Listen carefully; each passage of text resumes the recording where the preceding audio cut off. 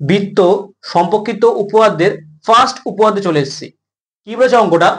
ব্যাস নয় এরূপ কোন জ্যায়ের উপর বৃত্তের কেন্দ্র থেকে লম্ব অঙ্কন করা হলে ওই লম্ব জ্যাটিকে সমদ্বিখণ্ডিত করে। এটা হচ্ছে কি প্রশ্ন। তোমাদের পরীক্ষার সময় এইভাবে প্রশ্নটা থাকবে, তোমরা অ্যান্সারটা কিভাবে করবে আমি দেখিয়ে দিচ্ছি। ঠিক আছে, ফার্স্ট লিখে নেবে হচ্ছে গিয়ে সাধারণ নির্বাচন। সাধারণ নির্বাচনে কি করবে, যেটা তোমাদের প্রশ্নে থাকবে সেটা পুরো লিখে নেবে। ঠিক আছে, দেখো আমি তোমাদেরকে স্টেপ বাই স্টেপ দেখাবো। তোমরা হয়তো ভাবো যে উপপাদ্য কি করতে হয়, মুখস্থ করতে হয়। আজকে দেখিয়ে দেবো যে উপপাদ্য মুখস্থ না করে কিন্তু করা যায়। ঠিক আছে, তোমরা ফার্স্ট কি করবে, তাহলে সাধারণ নির্বাচন লিখে নেবে এবং লিখে কি করবে, যেটা আমাদের কোশ্চেনে লেখা থাকবে সেটা ডিটেল লিখে নেবো। ঠিক আছে, তারপর আমরা কি করব, তারপর আমরা চিত্র আঁকবো। সেকেন্ড কি আমাদের চিত্র।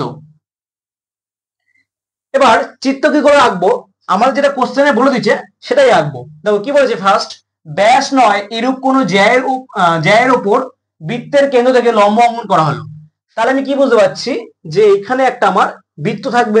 তাহলে এটা ফার্স্ট বৃত্ত এঁকে নি, হলো। এবার বলেছে ব্যাস নয় এরূপ কোন জ্যা। আচ্ছা জ্যা মানে কি?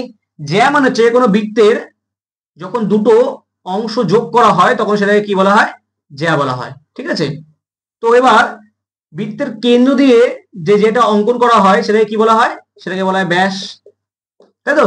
এবং বৃত্তের কেন্দ্র ব্যতীত মানে বৃত্তের কেন্দ্র ছাড়া আর যেসব জ্যাগুলো অঙ্কন করা হয় সেটা হচ্ছে কি মানে ব্যাস নয়। ঠিক আছে, তাহলে আমাকে বলেছে এখানে ব্যাস নয় এরকম কোনো একটা জ্যা অঙ্কন করতে হবে। তাহলে কেন্দ্র দিয়ে আঁকলে হবে না, কেন্দ্র বাদ দিয়ে আমি আঁকি। তাহলে এটা হচ্ছে কি আমার একটা জ্যা। এবার বলেছে ব্যাস নয় এরকম কোনো জ্যায়ের ওপর বৃত্তের কেন্দ্র থেকে লম্ব অঙ্কন করা হলো। তাহলে এটা হচ্ছে কি বৃত্তের কেন্দ্র, এখান থেকে কি করলাম, এই জ্যায়ের উপর একটা আমি লম্ব অঙ্কন করে দিলাম।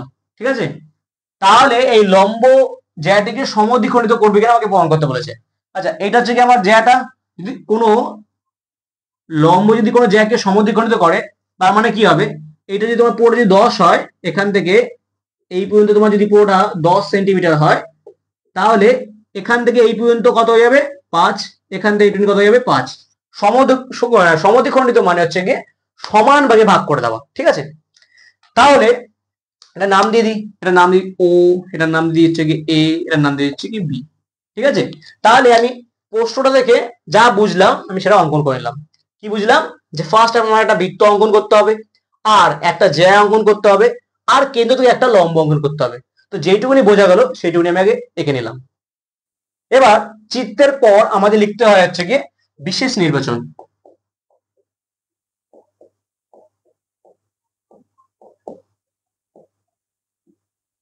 ফার্স্ট সাধারণ নির্বাচন, তারপরে চিত্ত, তারপরে বিশেষ নির্বাচন। বিশেষ নির্বাচনে যেটা সাধারণ নির্বাচন আমরা লিখবো মানে প্রশ্নটা, সেটাই কিন্তু আমরা মানে সাধারণ নির্বাচনে যে কোশ্চেনটা লিখছি আমরা সেটাই কিন্তু বিশেষ নির্বাচনে লিখবো। শুধুমাত্র তফাৎ হচ্ছে গিয়ে সাধারণ নির্বাচনে আমাকে যা প্রশ্নে যা বলে দিয়েছিল সেটাই লিখেছিলাম, বিশেষ নির্বাচনে আমি শুধুমাত্র নামটা দিয়ে লিখবো।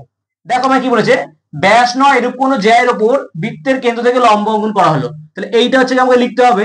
তাহলে মানে আচ্ছা এই বৃত্তটার নাম কি, এই পুরো বৃত্তটার নাম হচ্ছে কি আমি বলতে পারি ও কেন্দ্রীয় বৃত্ত। ও কেন্দ্রীয় একটি বৃত্তের কি বলেছে, ব্যাস নয় এর একটি জ্যা। তাহলে ব্যাস নয় এর একটি জ্যায়ের নাম কি, এবি। তাহলে ব্যাস নয় এরূপ একটি জ্যা হলো এবি, এবং কেন্দ্র হচ্ছে কি ও, তাই তো। ও থেকে আচ্ছা এখানে নাম দিই, যেটা এটা নাম দিয়ে দিচ্ছে কি ডি, যেটা লম্ব অঙ্কন করলো ও ডি। ঠিক আছে, তাহলে এবং কেন্দ্র কেন্দ্র থেকে লম্ব অঙ্কন করা হলো, কেন্দ্র ও থেকে এবি জ্যায়ের ওপর লম্ব কোনটা, ওডি, ওডি লম্ব অঙ্কন করা হলো।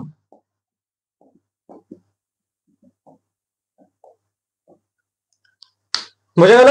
তাহলে সাধারণ নির্বাচনে যেটা আছে সেটাই কিন্তু আমি বিশেষ নির্বাচনে লিখলাম, যে ও কেন্দ্রে একটি বৃত্ত যার ব্যাস নয় এর একটি জ্যা হচ্ছে কি এবি, এবং কেন্দ্র ও থেকে এই এবি জ্যায়ের উপর ওডি লম্ব অঙ্কন করা হলো। বোঝা গেল? যেটা সাধারণ নির্বাচন সেটাই বিশেষ নির্বাচনে আমরা কিন্তু লিখলাম। এবার দেখো ওই লম্ব জ্যাটিকে সমদ্বিখণ্ডিত করবে। এটা কিন্তু বিশেষ নির্বাচন আমি লিখিনি। কেন? এটা বিশেষ নির্বাচন নয়, ওটা আমরা হচ্ছে গিয়ে প্রামাণ্য বিষয়ে লিখবো, ঠিক আছে? এটা আমাকে প্রমাণ করতে বলেছে, যেটা প্রমাণ করতে বলে সেটা কিন্তু আমরা বিশেষ নির্বাচনে লিখি না। ওটা কোথায় লিখি আমরা? পরের স্টেপে, যার নাম হচ্ছে গিয়ে প্রামাণ্য বিষয়।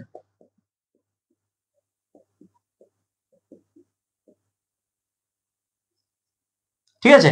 তো প্রামাণ্য বিষয়ে কি লিখতে হয় আমাকে? যেটা প্রমাণ করতে হবে, প্রমাণ করতে হবে যে কি প্রমাণ করতে হবে? যে এই যে লম্বনটা এখানে অঙ্কন করা হয়েছে, তার ফলে এই যে জ্যাটা আছে সেটা সমান ভাগে ভাগ হয়েছে কিনা। যদি সমান ভাগে ভাগ হয় তাহলে কি হবে? এই এডি আর এই বিডি দুটো সমান হবে। তাহলে আমি বলতে পারি এডি সমান সমান বিডি। যদি এটা লম্ব অঙ্কন করে তাহলে কি হবে? এই দুটো সমান ভাগে ভাগ হবে, ঠিক আছে, সমদ্বিখণ্ডিত হবে। তাহলে সেটার নাম কি? এডি ইকুয়াল টু বিডি। বুঝা গেল? এরপরে আমাদের যেটা করতে হয়, সাধারণ নির্বাচন, চিত্ত, বিশেষ নির্বাচন, প্রামাণ্য বিষয়ের পর হয় আমাদের করতে হয় প্রমাণ। কিন্তু এখানে প্রমাণ করার আগে আমাদের আরেকটা কাজ করতে হবে, সেটা হচ্ছে অঙ্কন। কেন অঙ্কন? দেখো, এখানে প্রমাণ করার আগে দেখো আমার দুটো জিনিস মাথায় রাখতে হবে। এক, যে আমি ত্রিভুজ ছাড়া প্রমাণ করতে পারবো কিনা, বা আমি এখানে ত্রিভুজ অঙ্কন করতে পারছি কিনা। দেখো, এইটা কিন্তু আমি ত্রিভুজ ছাড়া প্রমাণ করতে পারবো না। প্লাস এইখানে দেখো, আমি যদি এই ও আর এই এ বিন্দুটা আর এই ও আর এই বি বিন্দুটাকে যদি আমি যোগ করে দিই, তাহলে কিন্তু আমি দুটো ত্রিভুজ পেয়ে যাচ্ছি। আর মাথায় রাখবে, যখনই উপপাদ্য করবে, তুমি যদি ত্রিভুজ দুটো অঙ্কন করে নাও, তাহলে কিন্তু তোমার উপপাদ্যটা খুব দ্রুত মানে প্রমাণ হয়ে যাবে। তাহলে আমি যেহেতু এখানে আমি দুটো ত্রিভুজ তৈরি করতে পারছি, তাহলে আমার কি করতে হবে? অঙ্কন করতে হবে। তাহলে এখানে লিখে নাও অঙ্কন বলে। কি? দেখো, প্রামাণ্য বিষয়ের পর কিন্তু অঙ্কনটা হবে, ঠিক আছে? এখানে জায়গা নেই বলে আমি পাশে লিখলাম। কি করলাম? অঙ্কন ও আর এ আর ও আর বি যোগ করলাম। তাহলে ও কমা এ বিন্দু এবং ও কমা বি বিন্দু যোগ করলাম। তো এটা যোগ করার ফলে কি হলো আমার? দেখো, একটা ও এ ডি, একটা ও বি ডি, মানে হচ্ছে কি এরকম ভাবে একটা ও এ ডি আর একটা ও বি ডি, দুটো আমি ত্রিভুজ পেয়ে গেলাম, তাই তো? যেখানে ওডিটা কি? দুটো ত্রিভুজের সাধারণ বাহু, তাই তো? তাহলে দুটো ত্রিভুজ পেয়ে গেলাম। এবারে দুটো ত্রিভুজকে যদি কম্পেয়ার করি, তাহলে কিন্তু আমার উপপাদ্য খুব তাড়াতাড়ি প্রমাণ হয়ে যাবে। অঙ্কনের পর যেটা আবার করতে লাগে সেটা হচ্ছে গিয়ে প্রমাণ। এখানে লিখে দেবে প্রমাণ। তো আমি কি বলেছিলাম, যে প্রমাণটা আমরা হচ্ছে গিয়ে ত্রিভুজ ধরে করব। তো দুটো ত্রিভুজের নাম কি? একটা হচ্ছে গিয়ে ত্রিভুজ ও এ ডি এবং ত্রিভুজ ও বি ডি থেকে পাই। হলো? এবার দেখো, এই ত্রিভুজ থেকে আমি কি দেখতে পাচ্ছি, যে এদের এই যে বাহুটা ও ডি আর মানে এই ওডিটা কি?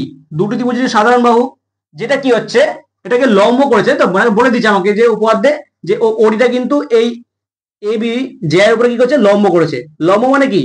এই পাশে কোণটা কি হবে? 90 ডিগ্রি, আর এই পাশে কোণটা কি হবে? 90 ডিগ্রি, তাই তো?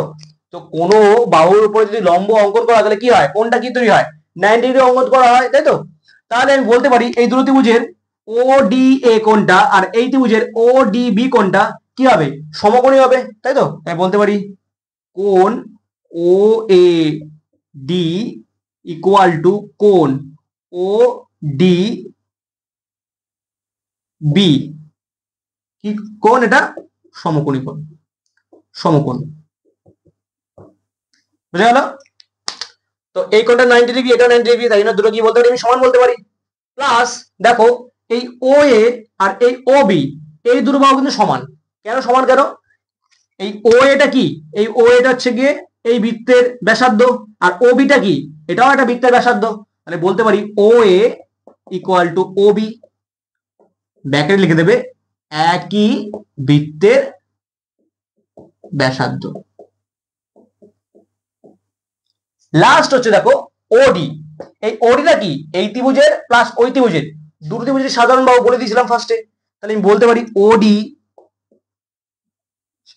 দুটি ত্রিভুজেরই সাধারণ বাহু, তাই তো? তাহলে বলতে পারি আমরা ওডি হচ্ছে দুটো ত্রিভুজের সাধারণ বাহু। এবার দেখো, আমরা ছোটবেলায় করেছিলাম যে ত্রিভুজের সর্বসমর একটা রুলস কি ছিল, যে আর এইচ এস রাইট অ্যাঙ্গেল, তারপরে হচ্ছে অতিভুজ সাইড, তাই তো? মানে এটা হচ্ছে গিয়ে সমকোণ, এটা হচ্ছে গিয়ে অতিভুজ, আর এটা হচ্ছে গিয়ে বাহু, তাই তো? আমরা ছোটবেলায় করেছিলাম। তাহলে ফার্স্ট আমরা দেখেছিলাম ওএডি ইকুয়াল টু ও ডিবি, এটা কি করছিল, 90 ডিগ্রি অঙ্কন করছিল, তাহলে এটা রাইট অ্যাঙ্গেল হয়ে গেল। আর এই ওএ আর এই ওবিটা কি, এটা হচ্ছে গিয়ে আমাদের অতিভুজ।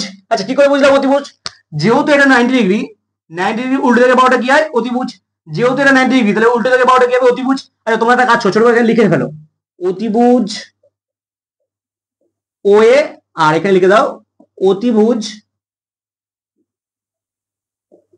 ওবি, তাহলে তোমাদের বুঝতে সুবিধা হবে, ঠিক আছে? তাহলে অতিভুজ ও এ ইকুয়াল টু অতিভুজ ওবি সমান সমান, কেন, এরা দুজনই কিন্তু হচ্ছে গিয়ে বৃত্তের একই ব্যাসার্ধ। তাহলে রাইট অ্যাঙ্গেল আমাদের অতিভুজ, আর সাইড দেখো ওডি, এই দুটো কি আমার হচ্ছে গিয়ে, মানে হচ্ছে গিয়ে এই তিনটে কি আমার হচ্ছে গিয়ে, একটা হচ্ছে গিয়ে সমকোণ, একটা অতিভুজ, একটা বাহু, তিনটে আমি প্রমাণ পেয়েছি সমান, তাই তো? এই ত্রিভুজের ক্ষেত্রে আর এই ত্রিভুজের ক্ষেত্রে সমান। তাহলে বলতে পারি আমি, এখান থেকে বলতে পারি, এটা মুছে দিই, কি বলতে পারি আমি, যে ত্রিভুজ ও এ ডি সর্বসম, ত্রিভুজ ও ডি বি, কেন, এটা হচ্ছে গিয়ে আর এইচ এস সমকোণ, অতিভুজ আর বাহুর সর্বসমতার শর্ত অনুযায়ী, সর্বসমতার শর্ত অনুসারে, বুঝে গেল? যদি কোনো দুটো ত্রিভুজের আমরা তাদের একটা অ্যাঙ্গেল যদি রাইট অ্যাঙ্গেল হয়, আর তাদের যদি অতিভুজ যদি সমান হয়, আর তাদের যদি একটা বাহু সমান হয়, তাহলে বলতে হয় দুটো ত্রিভুজ কি সর্বসম। দুটো ত্রিভুজ সর্বসম মানে কি, দুটো ত্রিভুজ সর্বসম হওয়া মানে হচ্ছে কি তাদের সবকটা বাহু কিন্তু সমান হবে। তাহলে দেখো এই বাহুটা আর এই বাহুটা তো সমান, আমরা আগেই পেয়ে গেছি, আর এই বাহুটা তো দুজনে হচ্ছে কি আগে থেকে সমান আমরা জানতাম, তাহলে পড়ে কি রইলো, এই বাহুটা আর এই বাহুটা পড়ে এলো, তাহলে বলতে পারি অতএব ও এ ইকুয়াল টু ও বি, এটাও সমান সমানই হবে, তাই তো? কারণ এই ত্রিভুজ হচ্ছে কি, দুটো ত্রিভুজ হচ্ছে কি সর্বসম, এটা আমাকে প্রমাণ করতে বলেছিল। তাহলে লাস্টে লিখে দেবো আমরা কি, প্রমাণিত।